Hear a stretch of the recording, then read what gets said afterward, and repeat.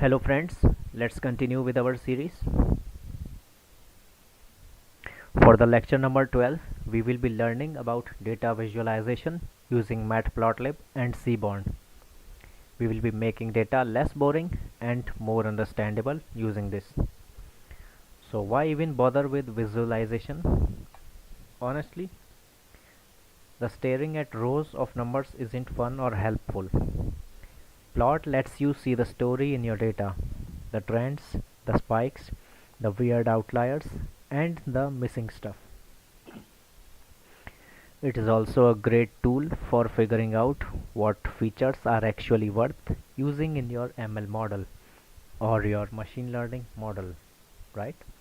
So, first of all, looking at rows and number of rows is not always fun or helpful. It can also be very lame at sometimes when you do it repeatedly. Hence, you need a better option.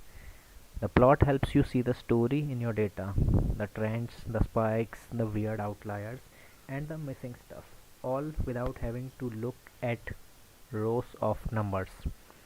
This is great for figuring out what features are actually worth using in our machine learning model, right? So we can see the trends, the spikes, the outliers, and the missing stuff. This makes it easier a little bit in order to determine what features we will be actually using for our machine learning model. Then we have the Matplotlib, the OG plotting tool. We can think of it like basic chart making but in code, right?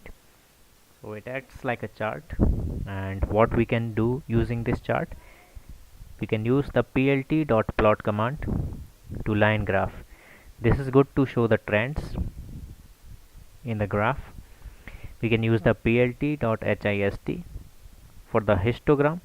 It shows how data is spread out, right? It shows a histogram which shows like the history of all the data that are scaled together. These might be related to each other or not directly related to each other. Then we have the plt.scatter. It is used to spot relationships, for example height versus weight, right? Then we have the plt.bar. This is for bar charts for categories when you have different categories, and it also lets you add labels, titles, legends, all the usual stuff. It works great, but it can feel a little bit manual at times, right? It is not very automatic. And finally we have Seaborn, the clean or clearer and smarter along with the less code. It is built on top of Matplotlib but looks way better and easier to use. It is perfect when you want good looking plots fast, right? You want a plot, you want it to be good looking and you want it to be fast. That's when you use Seaborn, right? Some of the favorite keywords or functions in this are sns.heatmap. It is for showing correlation between features. sns.boxplot. It shows spread plus outliers, which is super helpful.